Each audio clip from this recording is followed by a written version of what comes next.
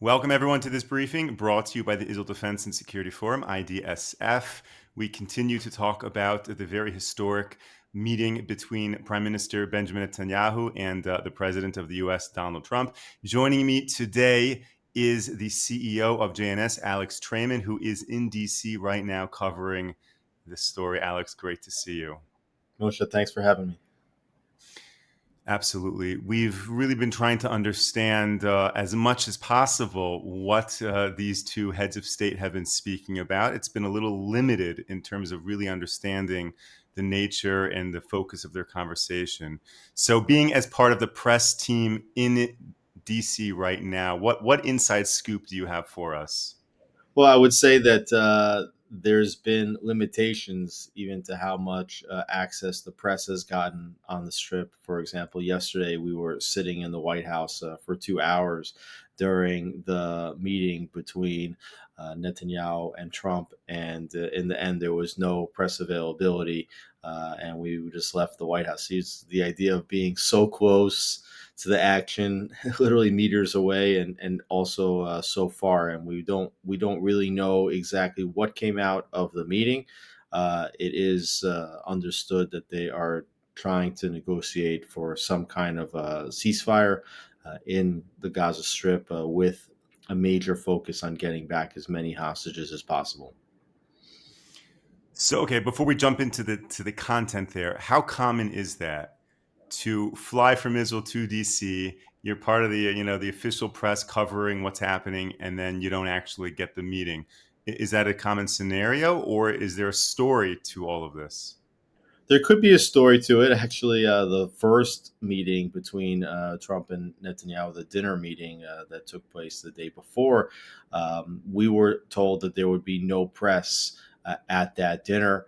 And we weren't even brought to the White House, only to learn from our American colleagues that American press was going to enter at the last moment, and then the Israeli team like racing over to the White House, but we were not entered on the White House access lists, so we weren't granted access to the White House, and we were basically standing outside the White House watching the briefing take place, on our phones while the American press was there. So I think that it's likely that the prime minister's office did not or want there to be a press opportunity at either of the meetings.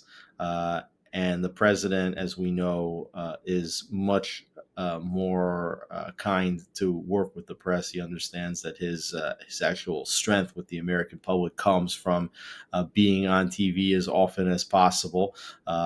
And so at the last minute, he said, "Okay, let's have press," and the American pool was inside because they have that access. The Israeli team needs to be added for access, and so they were pulled in, and the Israeli team wasn't. Now we did get a briefing from senior Israeli officials immediately after that initial meeting at the White House. You really just maybe half an hour after that, and it was a pretty wide ranging briefing. So we did gain some understanding of what was discussed in the White House meeting. Now, of course, we all saw the briefing that took place. It was on camera. Now, that's the briefing. That's not the dinner. But after the dinner, we did have our own private briefing with senior Israeli officials, and I think that the main theme that's been coming out of that briefing, and then also a press briefing that the prime minister did yesterday in the halls of Congress that we were present at as well, is that the coordination between Israel and the United States on all the issues, and obviously we saw that with regards to Iran, but also with regards to trying to conclude the war in Gaza, reach a ceasefire, bring home the hostages, whether that's regards to expanding the circle of peace, whether there'll be security agreements with Syria, for example, or a wider agreement with Saudi Arabia. This is all highly, highly coordinated between both parties, that the two sides are working as one team on all of this, with the prime minister going as far as to say that there's not been such tight coordination between the two administrations in the 77 years of Israel's existence. So, for people who have been following the press coverage of the relationship between the president and the prime minister these past 6 months to a year, and all the ups and downs and the tense moments that perceived in the public eye, are you suggesting that that was either a facade, it wasn't true? I'm saying it's explicitly that it was not true. Um, there were two simultaneous efforts coming from opposite sides of the political spectrum to try to project a rift between Trump and Netanyahu. The first is the Israeli left, which is most of the mainstream media in Israel is left wing media, and they were trying to project this rift between Trump or Netanyahu, even to the extent of trying to anger Trump, uh, that he should be unhappy with Netanyahu because they see it that Netanyahu's greatest asset right now is Donald Trump, and that the Israeli electorate sees that.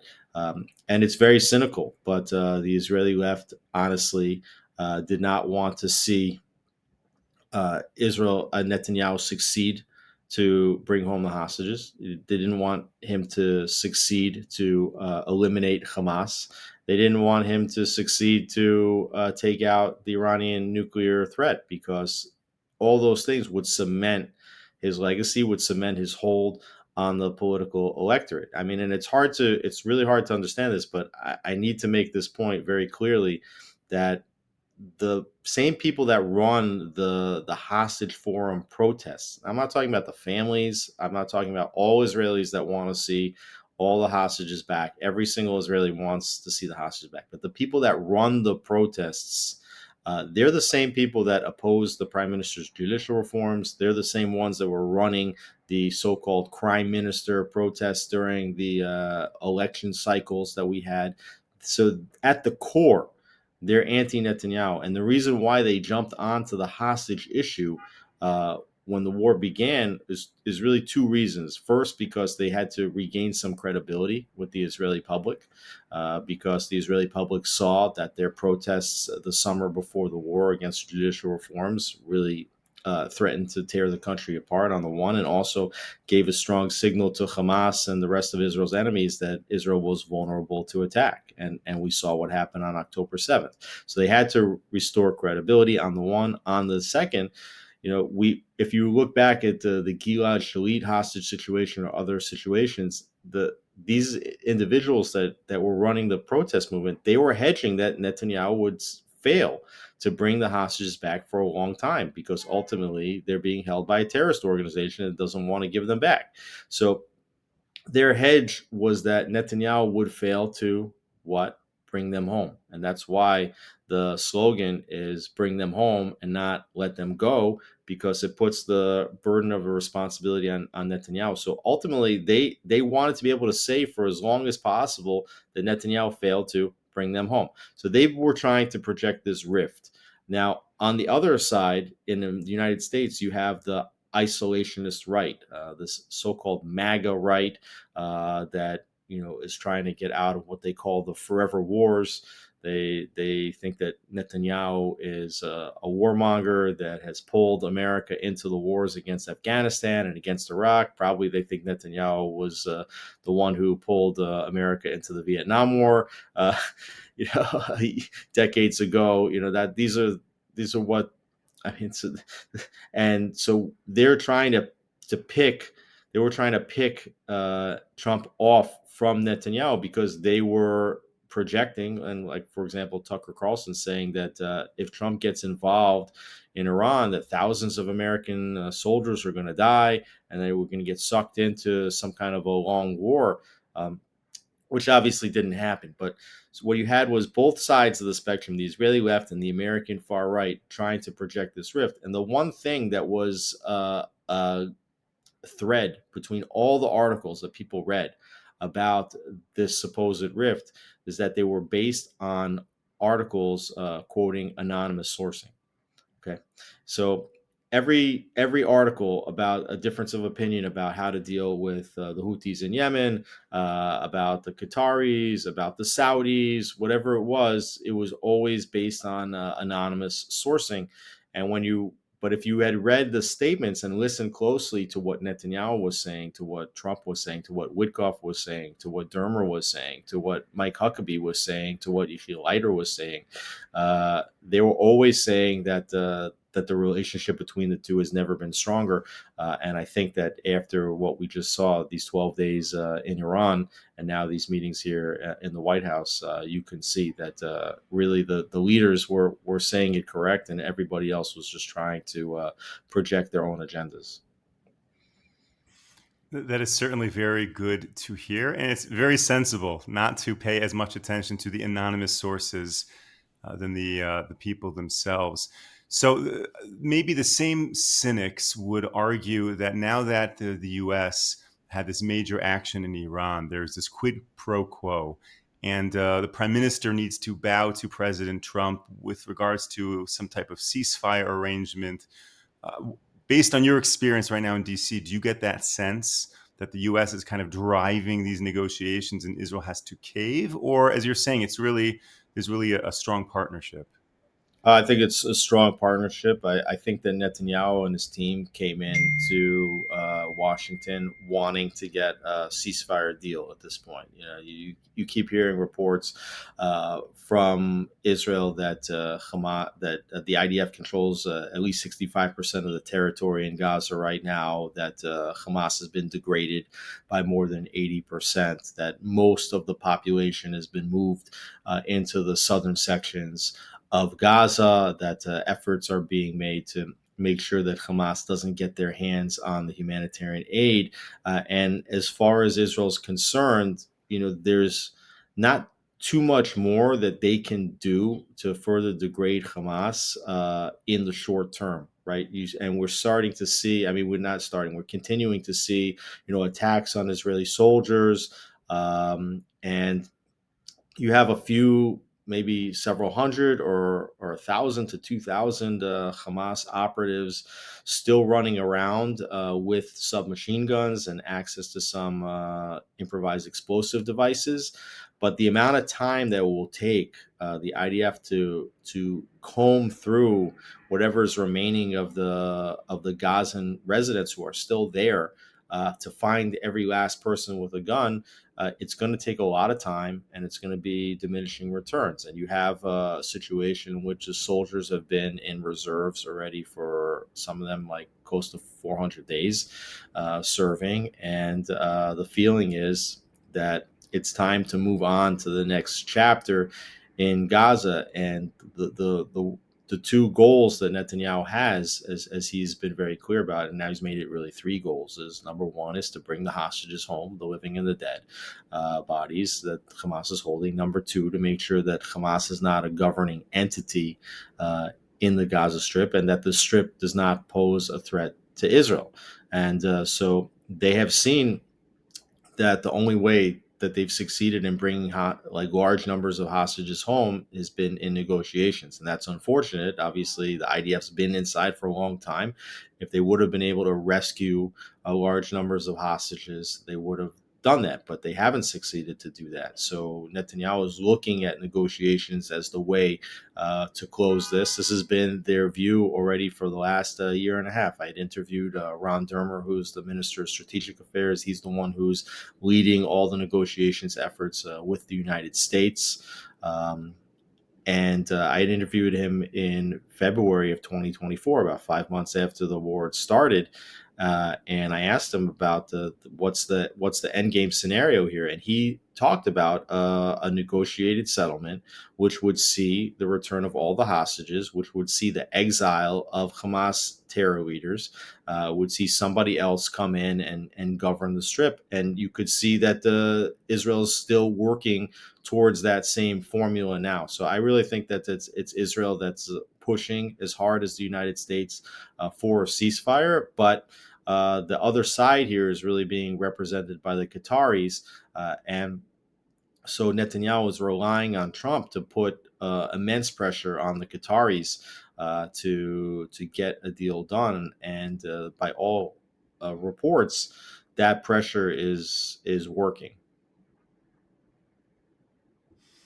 Now, Alex, in terms of Iran, what is the prime minister saying in terms of negotiations with Iran and kind of returning to this world of a diplomatic resolution to the problem of a nuclear Iran versus President Trump's interests? Well, it's a different question on the day before, Fordo, and on the day after. On the day before Fordo, yeah, I don't think that Israel would be satisfied with any kind of negotiation that the United States reached with Iran. And the moment that the president said that he was entering into the negotiations, I honestly began to predict that we were on the countdown, on the runway towards an Israeli strike. And the president had said that he was going to give this 60 days. And actually, on the 61st day, Israel struck Iran, and that also goes to show you, how close was the coordination between the two sides here. And so the question of a negotiation taking place after Fordo and after the 12-day Operation Rising Lion, there's no real need for a negotiated settlement between America and Iran. As far as Israel's concerned, and as far as America's concerned, the nuclear program has been ended. The ballistic missile program has been dramatically degraded. So, you could reach an agreement, you could not reach an agreement. The the operation that Israel wanted to take place to guarantee that Iran was no longer an existential threat to Israel has happened. So, it's not really very important from the Israeli side to see a deal done. And if the president wants to see some kind of a deal done, that it's fine, because it doesn't change the threat to Israel. And the only thing that Israel is going to want to demand, if such a negotiation is reached, is to have the same freedom of operation that they have in Lebanon after the ceasefire was signed with Hezbollah, which is if they see clearly uranium is moving around. Or that some centrifuges, were found someplace else and they weren't destroyed, and they find out that those are operative. Um, to recognize that the Israeli military doctrine vis-a-vis Iran has changed, that there's air superiority, and that Israel will want to be able to go in and to strike at any indication of movement towards nuclear weapons or towards the return to the ability to fire hundreds, if not thousands, of ballistic missiles at Israel. Thank you. And do you think the Abraham Accords was a significant part of the conversation? Are we potentially in a few weeks from now gonna hear about new countries joining the Abraham Accords in the aftermath of this meeting? Well, there were some reports that maybe some announcements could happen on this trip, and I don't know if that's a possibility before the prime minister heads back to Israel. But yes, I do believe that this is a motivating factor both for Netanyahu and for Trump. For Netanyahu, and I interviewed him on the eve of the most recent elections, and I asked the prime minister then, what did you hope to achieve in another term that you hadn't already achieved in the 15 plus years that he was the prime minister? And he said two things. Number one is to make sure once and for all that Iran would not cross the nuclear threshold. And number two was to expand the circle of peace. And he particularly referenced the normalization agreement with Saudi Arabia. So you could see in the last several weeks, he accomplished number one on the goal list, and number two is still driving him. And he was asked, and senior officials were asked in the briefing, um, if a reporter should expect to see some kind of a normalization agreement at some point with the Saudis, and the response from the officials was that it would happen soon. So it seems like the sides are working on it, and this goes back also to your original question about the projections of different opinions between Trump and Netanyahu on this, and certainly the same applies to different opinions between Israel and the Saudis on this. And there's been a lot of reports that the Saudis are insistent on creating some kind of a pathway toward Palestinian statehood. Um, and it would seem here that the Saudis are not really that interested in this pathway in the end of the day towards Palestinian statehood, and that these are talking points that the Saudis are issuing, to maybe to appease the street in the Arab world, potentially also within their own country, but that it is highly likely that the two sides will reach some kind of normalization agreement, and the president of the United States is interested in seeing it happen, and is going to try to use whatever leverage and incentives that he has to get the Saudis to reach a deal in the near future. Alex, I thank you so much for your time. I want to ask you one final question before I let you go. You have been in journalism, very much understand the media for many years, and I'm curious from your perspective, since October 7th, has anything dramatic changed in the way that the world or Israel covers what is happening in Israel? What is the state of the media, if you will? I think the state of the media is horrific. I mean, it's we're really being abused on a daily basis by not just the Palestinians and the Qataris that have invested literally hundreds of millions, if not billions, of dollars into media.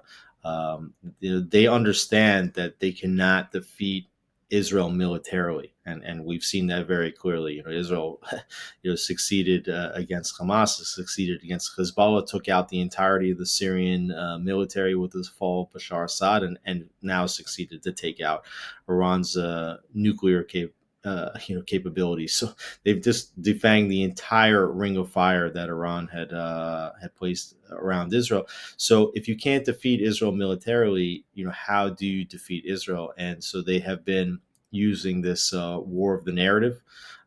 And trying to delegitimize and demonize Israel. The hopes were that using the media, that they would affect the international institutions like the International Criminal Court, the International Court of Justice, to try Israel for genocide, to issue arrest warrants against the prime minister, and to say that he's a war criminal wherever he goes, and to try to pick off support for Israel in the United States, both on the progressive left and now on the isolationist right of the U.S. And it's working.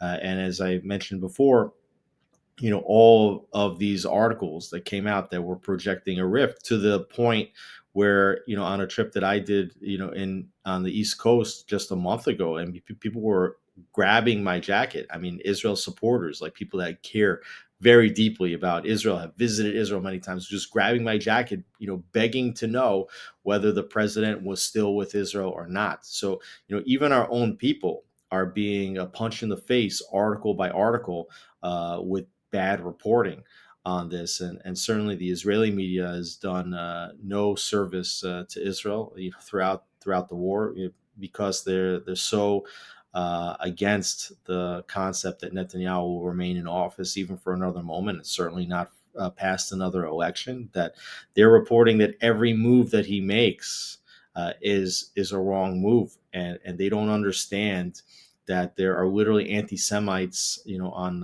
4chan channels and on X and others, and Instagram, that are posting articles from Israeli news sources, including the English language Israeli news sources like the Jerusalem Post and the Times of Israel and Haaretz, saying, "See, this is what I told you." So I think that the state of the media with regard to Israel is extremely, extremely difficult right now, and we're trying to take that on, and to challenge that, one article at a time. I think we're having an impact.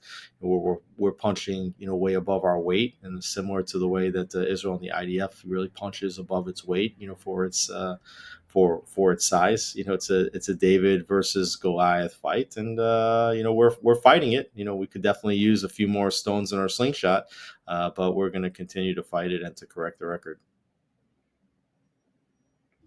Alex Traiman, CEO of JNS, thank you so much for joining. Thank you for sharing all of that. And thank you for putting in this fight. All of our viewers are strongly encouraged to check out all of the reports, all of the articles, all of the podcasts that come out of JNS. It's really fantastic. So thank you so much. Thank you to all of our viewers and supporters for tuning in today. We will be back with you tomorrow, 10 a.m. Eastern Time, 5 p.m. here in Israel. Until then, stay safe, stay strong. Take care, everyone.